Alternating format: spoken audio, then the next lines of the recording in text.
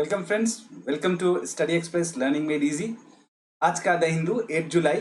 The Hindu आज हम लोग द हिंदू में क्या क्या इंपॉर्टेंट न्यूज़ है वो हम लोग पढ़ेंगे और जानेंगे कि कैसे हिंदू को हैंडल करते हैं विद इन 1 to 1.5 आवर्स, क्योंकि ज़्यादातर लोगों को 2.5 घंटे 3 घंटे लग जाते हैं हिंदू को फिनिश करने में। तो आप हमारे इस वीडियो के बाद द हिंदू ज़रूर पढ़िएगा, चाहे आप ई सब्सक्रिप्शन लिए हैं वहाँ से पढ़िए या आप फिजिकल कॉपी लिए हैं वहाँ से पढ़िए। तो जहाँ भी आपको सुविधाजनक हो उसी से पढ़िए, लेकिन अपना परचेज किया हुआ हो इसका ध्यान रखिएगा। तो पहला न्यूज़ है पहले पेज में, army pulls back 1.5 kilometre from clash site. जो क्लास साइट थे आपके पॉइंट 14 या हॉट स्प्रिंग या गोगरा या यूं कहें गलवान वैली, तो वहां से फोर्सेस पीछे हट रही हैं और बीच में नो मैंस लैंड बनाया जा रहा है, वहां विजिट भी नहीं कर सकती। यानी जो पेट्रोलिंग पॉइंट थे पहले से इंडिया के, जहां वो पेट्रोल किया करती थी, अब वहां भी जाने से इसको रोका जा रहा है एक तरीके से। थोड़ा सा इस डील में कुछ ससेप्टेबल भी है, लेकिन फिर भी ये पहला स्टेज है, अभी दूसरा और तीसरा चरण आने दीजिए, उसके बाद सारी चीजें होंगी। Centre to lay down vaccine trial norms. बहुत दिन से ये बवाल चल रहा है कि वैक्सीन ट्रायल को लेकर के जिस दिन से CSIR ने और बायोफार्मा ने, भारत बायोटेक ने ये रिलीज किया कि हम 15 अगस्त तक रिलीज कर देंगे इसको, उस दिन से ये बवाल चल रहा है। तो उसको हैंडल करने के लिए गवर्नमेंट ने कहा कि अब हम खुद ही इस पर काम करेंगे और हम इसके लिए नियम बनाएंगे कि कैसे ये वैक्सीन लाया जाए। अभी देखा गया एक अरुणाचल प्रदेश में, सॉरी उत्तराखंड में और शिलोंग में देखा गया कि गोल्डन बर्डविंग पाई गई, जो कि इंडिया की लार्जेस्ट बटरफ्लाई साबित हुई है। इसके पहले ब्रिगेडियर विलियम हैरी इवेंस जो थे, ब्रिटिश मिलिट्री ऑफिसर्स थे, उन्होंने 1932 में देखा था जो सबसे बड़ी बटरफ्लाई थी। लेकिन अभी पाया जा रहा है कि मेल गोल्डन बर्डविंग जो है वो सबसे बड़ी बटरफ्लाई है अभी के उसमें, जो कि फीमेल इसकी है, सॉरी जो फीमेल वर्जन है वो ज़्यादा बड़ी है और मेल वाली थोड़ी सी छोटी है। दीदी हाट इन उत्तराखंड, वहाँ पे ये देखने को मिली। और इनका जो मेल वर्जन है वो वांखर बटरफ्लाई म्यूजियम शिलोंग में देखने को मिला। इनकी जो विंग स्पैन है 194 से ज़्यादा मिलीमीटर से ज़्यादा लंबा है। और स्मॉलेस्ट है क्वेकर, जिनको कहा जाता है Quaker, नियोपिथिकस जलमोरा, with a wingspan of 18 millimeter and 4 wing length of a mere 8 millimeter। बहुत छोटा ये बटरफ्लाई होता है। तो आगे चलते हैं हम लोग। नेक्स्ट पेज नंबर 2, 3, 4 में कुछ भी नहीं है जो कि आपको पढ़ना है। इवन इसके बाद ये सब जो आते हैं ये स्टेट न्यूज़ रिलेटेड होते हैं। इसके बाद सीधे जाना है आपको पेज नंबर 6 में, जहाँ पर पेज नंबर 6 में आपको अबाउट एडिटोरियल मिलता है पढ़ने को। एडिटोरियल में मेनली आज का जो एडिटोरियल है उसमें जो आर्टिकल्स हैं मेनली ये कि police terror and the theatre of law. यहाँ पर ये जो जयराज और बेनिक्स की कस्टोडियल डेथ हुई है उसका एक एनालिसिस है कि किस तरह से पुलिस एक्सेसेस या पुलिस एक्सेसेस जो करती है जनता के ऊपर, उससे पुलिस की क्या इमेज बनी हुई है और कैसे इसको इम्प्रूव किया जा सकता है। आज पुलिस की यूनिफॉर्म को लेकर के, उसके यूनिफॉर्म और उसके यूनिफॉर्म के कलर को देखकर ही बहुत लोग डर जाते हैं। ये डर कैसे पैदा हुआ है? Due to all these incidents which are happening. कुछ थोड़े लोगों की वजह से पूरी पुलिस महकमा कैसे बदनाम है और लॉ इन्फोर्समेंट एजेंसीज इसको कैसे कंट्रोल कर सकती हैं, कैसे ठीक कर सकती हैं। अच्छा, days of disengagement. As India and China disengage militarily, they must slowly seek to rebuild trust in ties. अब अभी सबसे बड़ा जो डेफिसिट है इंडिया और चाइना के बीच में वो ट्रस्ट डेफिसिट है, यानी दोनों एक दूसरे से ट्रस्ट नहीं करते। इतने दिन से कॉप्स कमांडर लेवल की बात हुई, उसके बाद Indian national security adviser Ajit Doval ji ने चाइनीज फॉरेन मिनिस्ट्री वांग यी से बात की, तब जाके ये थोड़ा बहुत जो हॉट स्प्रिंग गोगरा और गलवान का एरिया था, पॉइंट 14 का एरिया था, उन सब एरिया को क्लियर किया जा रहा है। तो अभी इसको जरूर पढ़िएगा, इसको पढ़ के आपको आइडिया लगेगा कि कहाँ अभी किस सेक्शन पे ज़्यादा काम करना है इंडिया और चाइना को। अभी स्टेटस को एंटे नहीं आया। स्टेटस को एंटे मतलब वो जो पोजीशन अप्रैल के पहले की पोजीशन थी, 5 मई की पहले की पोजीशन थी, वो पोजीशन अभी तक नहीं आ पाई है। वो बफर जोन जरूर क्रिएट किया जा रहा है, पर अभी तक हम लोगों ने वो चीज़ नहीं हासिल की जो पहले हमारे पास थी। अच्छा, नेक्स्ट है in stand of keeping an I on the nuclear ball. अब यहाँ पर क्या हो रहा है कि चाइना जो है, पीपल्स रिपब्लिक ऑफ चाइना, वो न्यूक्लियर प्रोलिफरेशन या एस्केलेशन करने की कोशिश कर रहा है। वो फिजिल मटेरियल को और बढ़ाने की कोशिश कर रहा है। उसने तरह तरह की multi independently targetable re entry vehicles बनाए हैं। उसने रॉकेट फोर्स बनाया है, और वो इन सब के जो उनका जो लोपनूर में उनका जो सेंटर है, साइट है, उसको उसमें टेस्टिंग करना शुरू कर दिया। कहीं ना कहीं चाइना जो है वो न्यूक्लियर प्रोलिफरेशन में या न्यूक्लियर को एनरिचमेंट में, एनहांसमेंट में लगा हुआ है। जहां एक तरफ यूएस, यूके, फ्रांस और रशिया, ये लोग अपने न्यूक्लियर मटेरियल को डिक्रीज करने की बात कर रहे हैं, वहां चाइना बढ़ा रहा है। तो ये इंडिया के लिए बहुत अच्छी बात नहीं है, इस पर नजर रखने की बात है और इंटरनेशनल प्रेशर बनाने की बात है। नेक्स्ट इसको पढ़िएगा, ये अच्छा आर्टिकल है। नेक्स्ट आते हैं ये वाला आर्टिकल, ये भी बहुत बेहतरीन आर्टिकल है। मोर सेवर रेटलिंग, मोर आइसोलेशन, यानी जो चाइना का साउथ चाइना सी में एक्सपेंशन हो रहा है, वो नए तरह के रीफ आइलैंड्स बना रहा है और ये सारी चीजें। ये जो एरिया है साउथ चाइना सी का, ये केवल एक स्पेशल इकोनॉमिक जोन या एक्सक्लूसिव इकोनॉमिक जोन के लिए ही नहीं इंपॉर्टेंट है, रादर ये ज्यादा इंपॉर्टेंट है, वो ट्रांजिट ट्रेड का रूट भी है। इंडिया का भी स्टेक वहां पर ऐसे ही है कि इंडिया का ट्रांजिट रूट वहीं से पास होता है कुछ अच्छे खासे ट्रेड का।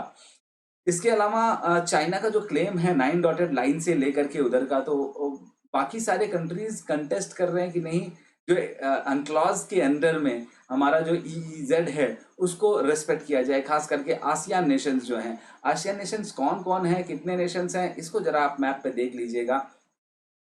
पहले IMPS था और बाद में ऐड हो गया उसमें ब्रू, वाइन, और अब आप लोगों को समझ में नहीं आ रहा, मैं ये एक निमोनिक्स बता रहा हूँ कि आसियान को याद रखने का क्या है। IMPS Indonesia, Malaysia, Philippines, Singapore. IMPS था THA थाईलैंड। पहले शुरुआत में यही ग्रुप आया, मतलब 8 अगस्त 1967 को ये ग्रुप आया था, तब उसकी यही स्टेटस थी। बाद में इसमें ब्रुनेई उसके बाद ऐड हुआ, ब्रू कॉफी। उसके बाद वाइन, वियतनाम, वाइन से वियतनाम याद रखना है, तो Bru Vietnam, Brunei, Brunei wine, Lao कम्बक, लाओ मतलब लाओ पीडियार, और कंबोडिया, कम्बक से मतलब है मेरा कंबोडिया से, और लाओ माई पीडियार, माई मतलब म्यांमार। ठीक है, तो ये इसके 10 नेशन हैं जो आसियान की, जो बहुत ज्यादा इफेक्टेड है। म्यांमार तो कम, बाकी सब नेशंस बहुत ज्यादा इफेक्टेड हैं इस साउथ चाइना सी में, इसके इंक्रोचमेंट की वजह से। इंडिया का रिलेवेंट पॉइंट क्या है वो इसमें देख लीजिएगा। आगे चलते हैं। इथोपिया ब्लडी मुहिम। इथोपिया में हक्कालू हुंदिसा, हक्कालू हुंदिसा का मर्डर जो हुआ है, वो एक ये आइकॉनिक म्यूजिशियन थे who belong to the largest but highly marginalized Oromo ethnic community. कौन से कम्युनिटी? ओरोमो एथनिक कम्युनिटी से ये बिलोंग करते हैं, और ये ग्रुप बहुत ज्यादा मार्जिनलाइज्ड है लेकिन बहुत बड़े साइज में है। तो अब वहां पर इस तरह से एक तरह का रिवोल्ट और रिवेलियन टाइप की चीजें उभर रही हैं, अनरेस्ट चल रहा है। ठीक है, अभी इनके डेथ की वजह से और विध्वंसक हो गई है सिचुएशन, तो इसको एक बार अच्छे से पढ़ लीजिएगा। अब आते हैं पेज नंबर 8। पेज नंबर 8 में UAE probe on in gold seizure case. ये गोल्ड सीजर केस जो आप देख पा रहे हो, ये असल में क्या हुआ, 30 केजीज गोल्ड मिले हैं, और उसका एड्रेस पाया जा रहा है कि यूएई के एम्बेसडर उनके एड्रेस पर ये था।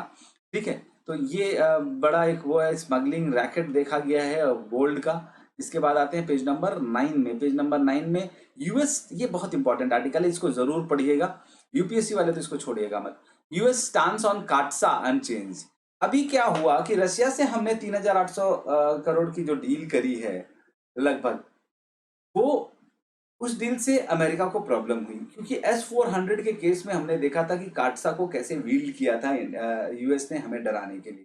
अभी भी वो उसका स्टैंड वही है। देखो, इंडिया और यूएस बड़े अजीब से रिलेशनशिप में एंटर कर चुके हैं। दोनों एक दूसरे के दोस्त हैं, दोनों एक दूसरे को सपोर्ट भी करते हैं, लेकिन जहां एक दूसरे के इंटरेस्ट की बात आती है तो दोनों अपने अपने इंटरेस्ट को वरीयता देते हैं। ये अच्छी बात है, ये होना भी चाहिए। दो बड़े नेशन, दो इज्जतदार नेशन आपस में इसी तरह से संबंध रखते हैं। तो अभी क्या है कि इंडिया ने कहा, यूएस ने कहा है कि भाई रशिया से जो भी डील करेगा वो काटसा के तहत हमारे सैंक्शन का शिकार होगा। We urge all our allies and partners to forgo transactions with Russia that risk triggering sanctions under the Countering America's Adversary Through Sanctions Act, CATSA। Countering America's Adversary Through Sanctions Act, CATSA। ठीक है, तो काटसा को लेकर के article है, इसको जरूर पढ़ लीजिएगा।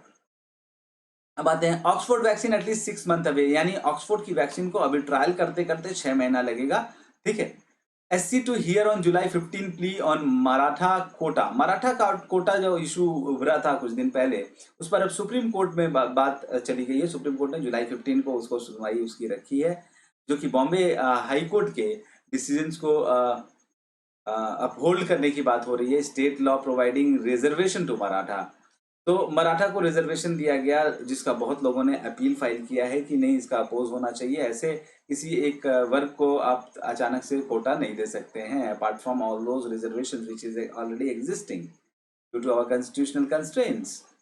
अब आते हैं हम अगले पे, ये 11th नंबर पेज है। NRI desperate to return to work in UAE. वो क्या हुआ कि जो वंदे भारत स्कीम थी, उसमें एयर इंडिया ने खूब फ्लाइट से इधर से उधर माइग्रेंट्स को लेके आए हैं और लेके गए हैं। इससे जो उनके लोकल यूएई वगैरह के, यूएस वगैरह के जो लोकल उनके अपने ऑपरेटर्स थे, फ्लाइट ऑपरेटर्स थे, उनको बड़ी दिक्कत हुई कि भाई सारा पैसा तो आप कमा रहे हो, हमारा बिजनेस क्या है यहाँ पे, हम तो बंद करके रखे हैं, तुम वंदे भारत के नाम पे सारा कुछ चला रहे हो। तो इसको लेकर के उन्होंने अपोज किया। तो उसको रोकने के लिए उन्होंने आवागमन ही रोक दिया है। तो यूएई के जो पैसेंजर्स थे वो अभी स्टक हैं कि कैसे इन दोनों के बीच में ये जो आइस ब्रेक करे और जल्दी से जल्दी वो वहाँ ट्रेवल करके जाएं। ये दूसरी बहुत इंपॉर्टेंट, बहुत अहम खबर है। Command post ruling will be followed soon. असल में फरवरी में ही 17 फरवरी को जजमेंट आया था कि परमानेंट कमीशन में कमांड पोस्ट पर विमेन एलिजिबल है उनको, विमेन ऑफिसर्स को वहां पोस्ट करना चाहिए, पर अभी तक गवर्नमेंट ने नहीं किया। तो ये लोग फिर सुप्रीम कोर्ट का दरवाजा खटखटाती हैं और दोबारा से उसने 1 महीने का टाइम सुप्रीम कोर्ट ने दिया है कि इन लोगों को जल्दी से इंडक्ट किया जाए वुमेन ऑफिसर को कमांड पोस्ट पे। ठीक है। नेवी ने 17 मार्च को ऐसा आदेश मिला था नेवी को, नेवी ने भी अभी तक नहीं किया है। तो ये करने के लिए सुप्रीम कोर्ट ने आदेश दिया है। नेक्स्ट आते हैं पेज नंबर 14, 13 हो गया। Now comes 14, page number 14। Chinese sensors internet in Hong Kong. Hong Kong में उसने इंटरनेट पर सेंसर लगा दिया, रोक लगा दिया है कि बिना उसके परमिशन की चीजें नहीं होंगी। उसी तरह से दूसरी न्यूज जो है, टिकटॉक में भी बैन इन यूएस। अब इधर चाइना का एक आइटम बैन हो रहा है, कहाँ, यूएस में टिकटॉक। टिकटॉक इंडिया से बैन हो चुका है और यूएस ने भी उसको, पॉम्पेओ ने कहा है कि इसको बैन कर दिया जाएगा। माइक पॉम्पेओ जो वहाँ के सेक्रेटरी ऑफ स्टेट है। यूएन एक्सपर्ट की एक रिपोर्ट आई है जिसमें कहा गया है कि US killing of Iran general unlawful. Iran general जो कासिम सुलेमानी की डेथ हुई थी, उनका मर्डर हुआ था, काइंड ऑफ अटैक हुआ था उनके ऊपर, ड्रोन अटैक हुआ था, उसके लिए यूएस को कहा जा रहा है कि यूएस ने अनलॉफुली उसको किया है। इसके बारे में आर्टिकल। नेक्स्ट ये, माइनिंग जाइंट टोल्ड टू पे 2 बिलियन फॉर आर्टिक स्पिल। ये जो आर्टिक स्पिल हुआ नॉर्सिल्क निकल कंपनी की वजह से, जिसके मालिक हैं वहाँ के रशिया के रिचेस्ट मैन है व्लादिमीर पोटानिन, पुतिन नहीं, पोटानिन। वो वर्ल्ड के लार्जेस्ट प्रोड्यूसर ऑफ निकल एंड पैलेडियम है ये कंपनी। तो इस कंपनी के उस लीकेज की वजह से आर्टिक में जो नुकसान हुआ उसकी भरपाई करने के लिए $2 बिलियन उनको पे करने को कहा गया है। इसको भी न्यूज को पढ़िएगा कि एनवायरमेंट डिग्रेडेशन में अगर कोई करता है तो उसको किस तरह से सजा देनी चाहिए। Centre won't extend deadline for levy of foreign e commerce firm, यानी जो फॉरेन ई कॉमर्स फर्म्स हैं उनके ऊपर एक्स्ट्रा चार्जेस या लेवी लगाने की बात हो रही है। जो एनआरआई या non resident e commerce players हैं उनके ऊपर एक्स्ट्रा चार्ज, क्योंकि उनको जो बेनिफिट मिल रहा है वो बेनिफिट वो क्या कर रहे हैं कि यहाँ का पैसा कमा के वहां ले जाके इन्वेस्ट कर रहे हैं और चीजों में। तो कहने का मतलब कि levy seen aimed at taxing foreign companies which have a significant local client base in India but were billing them through their offshore units. यानी इंडिया को कोई लाभ मिल नहीं रहा था उनके यहाँ बिजनेस करने से, तो उसके ऊपर कुछ टैक्स लगाया जा रहा है। अभी तक डेडलाइन कल तक की थी, वो डेडलाइन पूरी हो गई है और अब सेंटर ने कहा है कि आपको और एक्सटेंशन नहीं दिया जाएगा। Government lifts curb on hand sanitiser face mask, इसको एसेंशियल कमोडिटी एक्ट के अंदर से हटा दिया गया है, ये न्यूज पढ़ लीजिएगा। EU forecast deeper recession this year, EU ने कहा है कि और बड़ा रिसेशन आने को अभी है। ठीक है। और इसके बाद ये लास्ट पेज में ये जो न्यूज है, कोविड-19 hospital in Kolkata allots beds for transgender person, यानी ये यूनिक बात कर रहा है, ट्रांसजेंडर्स के लिए एक एक बेड फीमेल और मेल दोनों वार्ड में टू दो बेड इनफैक्ट खाली छोड़ा गया है कि अगर कोई ट्रांसजेंडर पेशेंट आता है तो उसको ये फैसिलिटी दी जाए। ये बांगुर सुपर स्पेशलिटी हॉस्पिटल जो वेस्ट बंगाल में है वहाँ ऐसे सुविधा दी गई है। तो ये हमारे वेस्ट बंगाल के ब्रॉड माइंडेडनेस को दिखाता है कि किस तरह से हम सबके लिए खुले हुए हैं, सबको कैसे एक्सेप्ट करते हैं। खास करके ट्रांसजेंडर्स की जो मुहिम है सबसे स्ट्रांगली वो कोलकाता से चलाई जा रही थी। अच्छा, आज के न्यूज़ में लगभग यही था। इतने के बाद आप लोग इसको पढ़िएगा, हमारे जो ग्रीन्स के टर्म्स हैं उनको भी पढ़िएगा, और उसके बाद आपका करंट अफेयर्स का काम लगभग पूरा हो जाता है। Thank you for joining study